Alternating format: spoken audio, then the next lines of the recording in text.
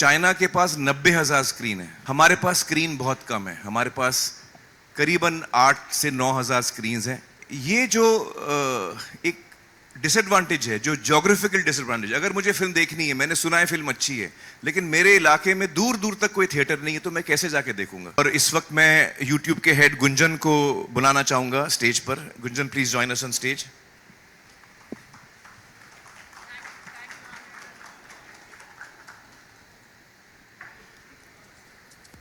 Have a seat.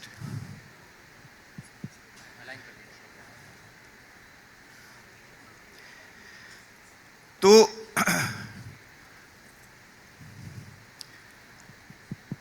हम लोग, दो तीन वजह हैं कि हमारा जो बिजनेस, जो थिएट्रिकल सिनेमा का जो बिजनेस है, जो थिएटरों में होता है, वो 2%, 3% क्यों है, ये भी समझने की जरूरत है।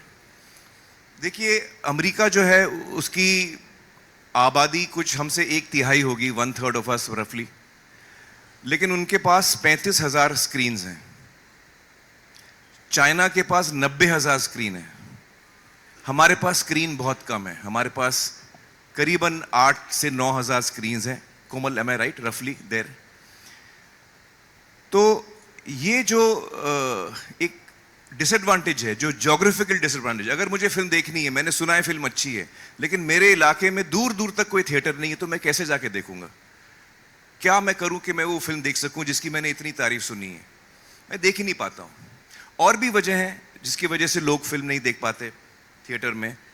कुछ लोग उस वक्त जब थिएटर में चल रही है फिल्म या रिलीज होती है, तो कुछ लोगों की तबीयत ठीक नहीं होती, कुछ लोग एल्डरली होते हैं, अलग अलग वजह से कुछ लोग थिएटर नहीं जा पाते। सबसे बड़ी वजह मुझे लगता है कि जो डेंसिटी ऑफ थिएटर्स हैं, वो शायद सबसे बड़ी वजह है।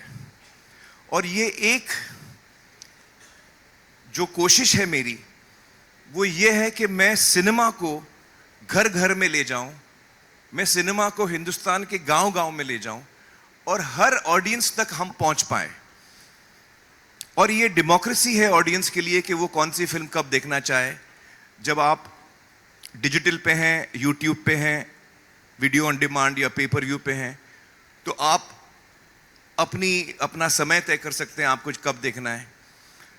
आप अपनी जगह तय कर सकते हैं आपको कब देखना है, किसके साथ देखना है। ये सारा फ्रीडम आपको मिलता है। तो ये सारी वजह थी जिसकी वजह से मुझे लगा कि ये एक आइडिया है जिसका वक्त आ गया है। हम लोग पिछले सालों में, जब से कोविड आया है, हम सुन रहे हैं कि थिएटर के फुटफॉल्स कम हुए हैं, लोगों की आदतें बदल चुकी हैं। और ये सिर्फ हिंदुस्तान में नहीं है, ये दुनिया भर में हम ये ट्रेंड देख रहे हैं कि फुटफॉल्स थिएटरों में कम होते जा रहे हैं। आई सपोज कि इंटरनेट, डिजिटल, सेल फोन आने के बाद, स्मार्टफोन आने के बाद हमारी जिंदगियां बदल चुकी हैं। हम एज ह्यूमन बींग्स बदल चुके हैं। आज मुझे जो ज़रूरत होती है, मैं फ़ोन पे उसको ऑर्डर करता हूँ।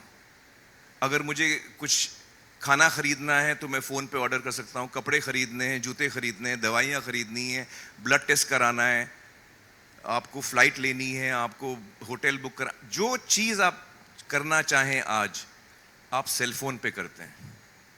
तो आज के ज़माने में अगर आप डिजिटल प्लेटफॉर्म पे नहीं हैं, तो आप बहुत सारे लोगों के लिए इररिलेवेंट हो जाते हैं, वो आप तक पहुंच ही नहीं पाते। और हर इंडस्ट्री ने इसको अपनाया है। मुझे लगता है कि फिल्म इंडस्ट्री को थोड़ा वक्त लगा है इस चीज़ को पूरी तरह अपनाने में, लेकिन मेरी ये उम्मीद है कि ये जो कोशिश हमने शुरू की है, उससे नए दरवाजे खुलेंगे। मुझे लगता है कि बहुत सारे यंग फिल्म मेकर्स हैं जो फिल्में बनाना चाहते हैं, फिल्में बना भी लेते हैं। हिंदुस्तान में सबसे ज़्यादा फिल्में बनती हैं साल में, लेकिन सारी फिल्में रिलीज़ नहीं होती। शायद उसकी आधी भी फिल्में रिलीज़ नहीं होती। कोमल, एम आई राइट? आधी से कम फिल्में एक्चुअली थिएटर में उनको जगह मिलती है, क्योंकि वो इतने थिएटर्स भी नहीं हैं। बहुत सारे वजह हैं उसके लिए। तो यंग टैलेंट जो है वो ब्रेक थ्रू कैसे करेगा?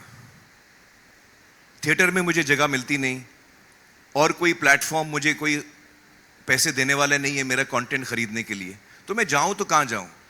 न्यू टैलेंट कैसे ब्रेक थ्रू करेगा?